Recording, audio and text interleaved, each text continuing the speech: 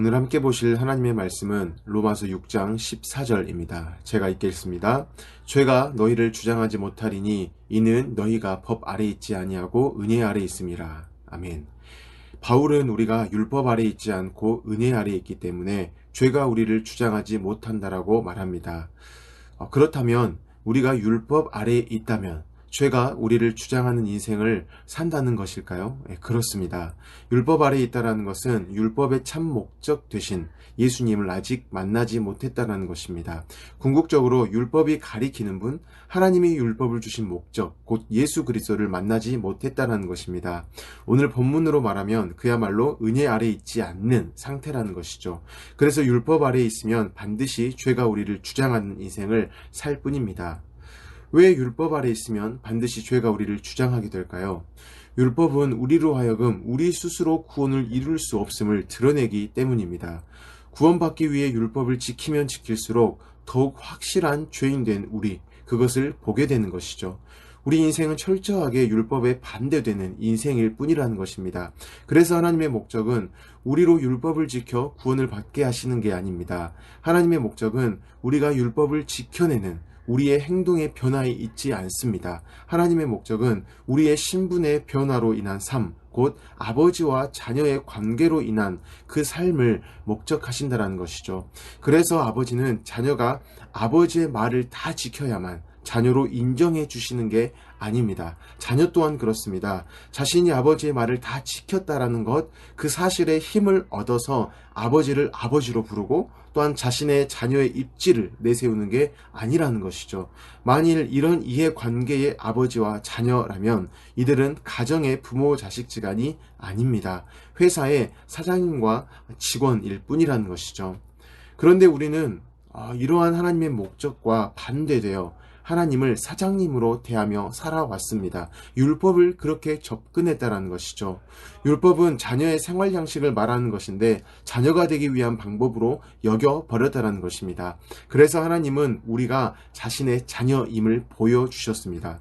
율법을 지켜서 자녀가 된 게 아니고 그 율법을 하나도 지킬 수 없는 우리가 예수로 인해서 구원받았고 구원받은 자는 자녀로서 이제 예수님 때문에 예수님과 함께함으로 인해서 율법을 지키는 그 자녀의 삶을 살게 되었다라는 것입니다. 그렇기 때문에 구원받은 우리는 더 이상 죄의 종 노릇할 수 없습니다. 죄의 종으로서 죄 지을 수 없다는 것입니다. 그 스스로 구원을 위해 애쓰는 삶, 하나님을 외면한 채 자녀가 되기 위해 벌이는 모든 짓을 할 수 없다라는 것이죠. 이미 우리의 신분은 확실하다는 것입니다. 예수님으로 인해 자녀된 신분이 확실합니다. 더 이상 자녀가 되기 위한 일, 곧 죄 지을 필요가 없게 되어졌다는 것입니다. 그래서 이 부분을 바울이 로마서 6장 1절에서 2절에 말씀합니다. 그런즉 우리가 무슨 말하리요? 은혜를 더하게 하려고 죄에 거하겠느냐? 그럴 수 없느니라. 죄에 대하여 죽은 우리가 어찌 그 가운데서 더 살리요? 더 이상 우리는 죄, 곧 율법을 지켜 구원받으려는 삶, 본질적으로는 하나님 없음의 삶, 이것을 살아갈 수 없다라는 것입니다. 예수님으로 인한 인생의 그 목적이 이제는 구원받는 것에서 구원을 누리는 것이 되었기 때문에 더 이상 구원을 받으려 할 필요가 없다라는 것입니다. 예수님이 우리의 인생에 오셨기 때문에 그저 그 예수님과 살면 되는 것, 그것이 우리의 인생인 것이죠.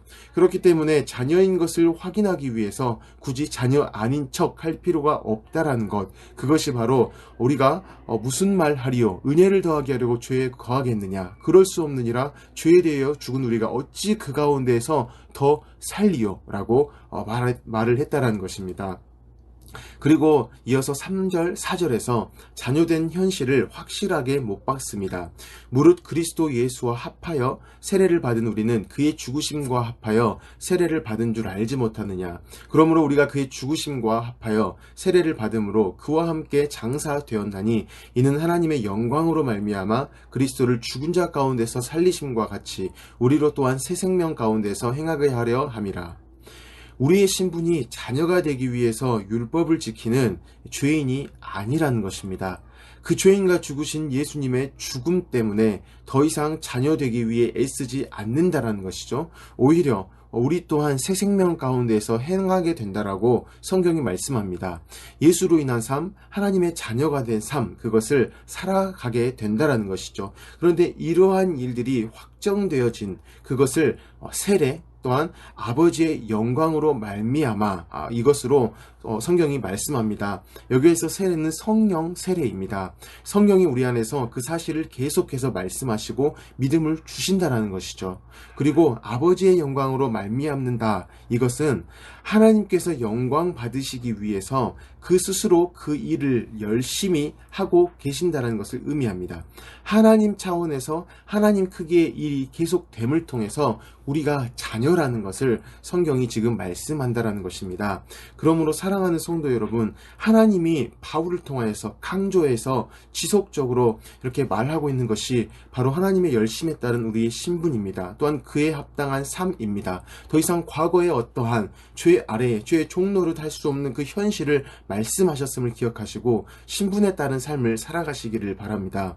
예수님이 함께 살아주시는 은혜 아래에 있는 그 삶을 기대하시라는 것입니다. 더 이상 스스로의 어떠함으로 인하여서 지쳐 살아가지 마십시오. 하나님의 열심에 잇대어 살아가시는 저와 여러분이 되어지기를 예수님의 이름으로 축복합니다. 아멘.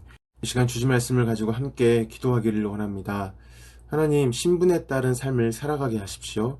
우리의 어떠함, 우리의 실수, 우리의 형편, 우리의 실력에 따른 어떠한 결과가 우리가 아닌 하나님이 말씀하신 그 일이 우리의 결과임을 기억하고 그 은혜를 힘입어 살아가게 하십시오라고 기도하시기 바랍니다.